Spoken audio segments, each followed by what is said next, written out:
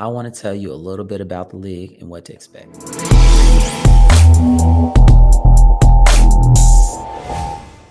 All right. I want to take the time to break up or break down the league. This is a Star Players League. Let's jump right into it. I want to talk about the league values first. You're going to get better through repetition, just like anything.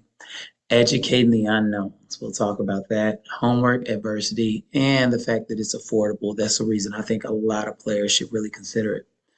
Um, Repetitions. That's how we're going to grow. So we're going to have shorter rosters to ensure playing time.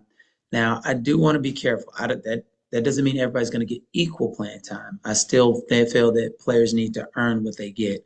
You know, basketball taught me the harder I work, the more I get, and I don't want to take that lesson away from players.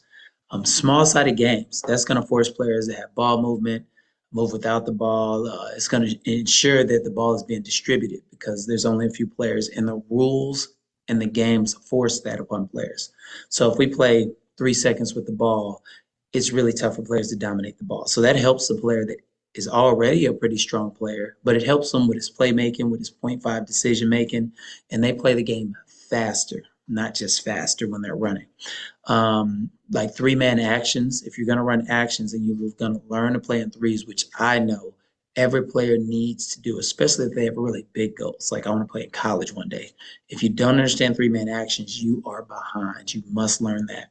And then we're going to force reps, so they'll learn the small things. The necessary skills most players and parents don't value do not involve you shooting. It probably involves you running the floor or screening or getting in and out of screens. Or playmaking. There's a lot of things that's going to force out of you that's going to help complete your game. One of the things that the quotes is, well, one generation finds option, the next generation will find unnecessary. What's sort of been taken away due to AAU is that players think that AAU is a prerequisite in order to be good. And so what's happened is we've kind of removed the skill development. Because remember, when you're practicing for a team, you're learning their baseline out of bounds plays, their zone offense, zone defense. You're not really learning how to develop you. You're learning to play to your strengths in order to get playing time for that team. And now that training and skill development is starting to be stripped out of it, kids don't even feel it's necessary. They think all I need to do is sign up for a team. So we want players to understand the small things that are actually huge things. Educating the unknowns. What you don't know will hurt you. So one of the things we like to do is force players to have reflection journals. That's going to make you think back what went right, what went wrong. You know, how am I going to get different outcomes than what I've gotten? All right. So we want to educate kids and help and force application with the kids. One of the things that I've been telling our players lately is like, I know people that are educated that aren't intelligent. And I know people that are intelligent that aren't educated. I also know people that have both, but they're not wise. Because what is wisdom? Wisdom is the application of your intelligence. So there's a lot of players that's been educated and they can say, hey, like if the ball is shot on the left side, the hot spot is the opposite side of the rim. And they can pass the test. They'll pass the test and ace it. The problem is the wisdom of that, meaning I need to see that show up in your game. In a real game, when the ball is shot, I don't see you running to that spot. So we a lot of times we mix those two things up with our education and knowledge of a sport versus our application to a sport. So that's another thing that's huge. If you want to see the completion of your game, you're going to have to learn how to be wise and apply the things that you're learning. Setting goals and what to focus on. You know, for instance, some players just focus on winning. And what they don't understand is winning is just a byproduct of doing all the little things right. Winning isn't the goal. Winning happens because of these other goals. So you have to learn how to set goals properly so you can get the outcome. Because if I'm looking to play a game and I'm like, yeah, my goal is to win. Well, guess what the other team's goal is to do? It's to win as well. So really the team that actually wins is the team that's most prepared, the teams that have done the little things that can focus on what they want to happen. And those are teams that usually win more consistently. So we need players to think just like that. Um, Players also need to learn how to find the voids in their games and in their teams. You know, if you want to really develop and let's say you're a player who's not getting a ton of playing time. You're like the seventh or eighth guy on the team. The first thing you have to do is, what are the voids in my game? Because the voids is what's keeping me off the court. I have to fix that, and I have to fix it on purpose. Then you say, okay, when he does sub me in, what is he subbing me in for? So what are the good things that I do? So you want to keep that up because you want to become elite at the things that do get you on the floor. So, if your coach looks at you as a rebounder, now you're thinking, okay, how do I become elite at that? But then the biggest one that I don't think kids are really keen or locked in on is, what are the voids within our team? Just listen to your coach because he's the one describing the voids. Man, we can't get a rebound. Man, we can't stop number 34. Man, nobody's running the floor. Those are the voids within your team. If you can fulfill those voids, you're going to play more. And that's how you create a plan to really attack how to get better. So players are going to realize that, and they're going to be able to grow their games on purpose in the areas that they need to grow so they can see a change in the outcomes that they're currently getting. And like I said, I put a quote at the bottom: what you don't know will hurt you. So a lot of players don't understand, like, everything communicates. If you're a point guard or a shooting guard and you're the last one in your lines, running lines, you're basically saying you can't be my point guard or shooting guard. You need to be in front of the post players, in front of the power forwards, because I need my guards to be in shape so they can control and push pace. So a lot of players don't realize that when they're running lines and they're behind everybody, how they're being judged. Um, and there's a lot of things I didn't know that hurt me, that as I was growing up, that I didn't realize. And so there's a lot of situations, like, you also need to think, what situations are going to grow me the best. And a lot of times what players do is they make decisions for the wrong reason. So I've seen a player who had a really good friend. His friend's a point guard and he's actually pretty good, but he's on the wing and he always plays on his friend's team. So he never has to bear the responsibility of ball security or decision making. So now when it's time to get recruited, coach is like, yeah, he's an all right player, but can he handle the ball? No, because every time he was on a team, he chose to be on his friend's team, and he never got the opportunity to fulfill the voids in his game. So what you don't know will hurt you. So you need to make sure, like, when you're in this league, we're going to change up the lineups. We're going to put you on teams where there's only post players and you're the only ball handler. We're going to put it where the other team has all little people. Maybe you should post up. Your game should change according to who you're playing against. So that's a really big thing that players need to understand. Homework. One, we are going to have an app, the Star Players app, and that's going to help you. What are you doing when you're not in my gym? You're going to be at home with yourself a lot longer than you're going to be in anybody's gym. And a lot of players don't know how to grow their game in the areas that, when they're at home, they just take a bunch of 3-point shots. And we want you to be more purposeful with that. So that's number one. Number two, when you're writing your journals, that's going to help you create your homework. Remember, the app is very general.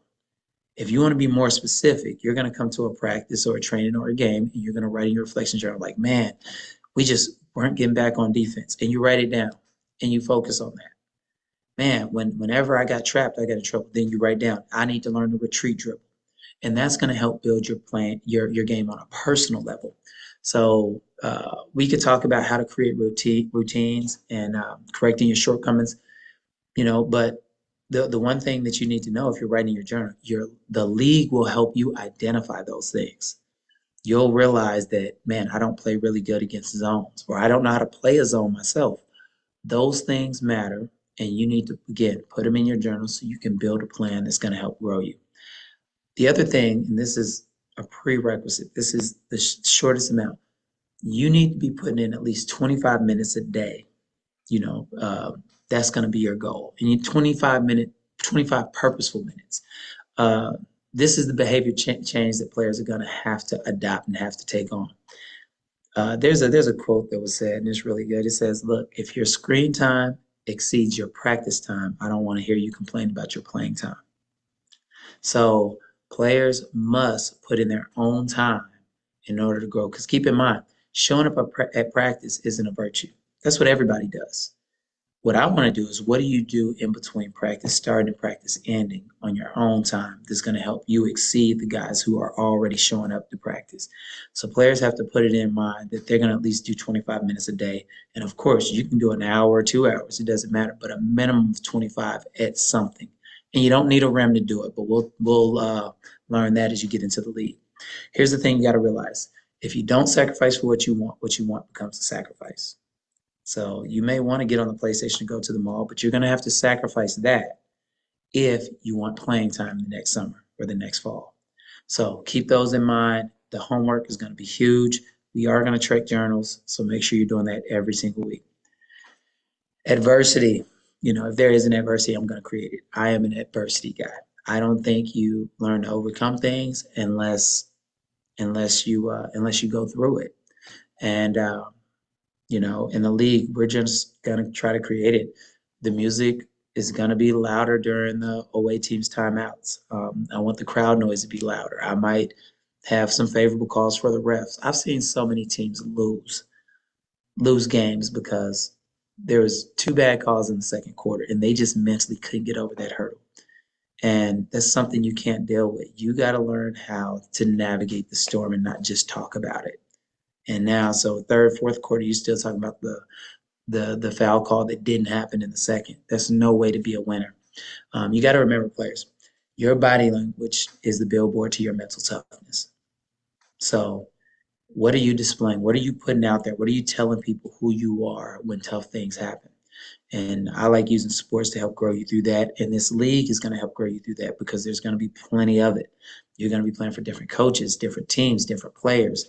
And the refs aren't always going to call it this way or that way. And all I'm going to be doing is watching you. What happens to you when you do these things? Um, you have to simulate the pressure. If you want to overcome it in real time, you're going to have to simulate it. So that's one of the suggestions I would make for parents. When we do the league, watch your kid's body language. We're trying to create a mentally tough player that can persevere and overcome. And the way you do that is you watch film and you say, okay, let me see what my player becomes when there's a bad call. Does he drop his shoulders? What happens when he misses his first two shots of the game? Does he never shoot again? These are the things you have to look for because you have to identify and say, hey, look, son, this is what you become. Next game, after you miss your first two shots, I need you to stay aggressive. That's all I'm worried about. And when you can micro in on specific things like that, it's really easy to grow yourself in these different areas. And so those are the things we want to do. Remember, adversity doesn't build character, it reveals it. So this league is going to reveal to you who you actually are.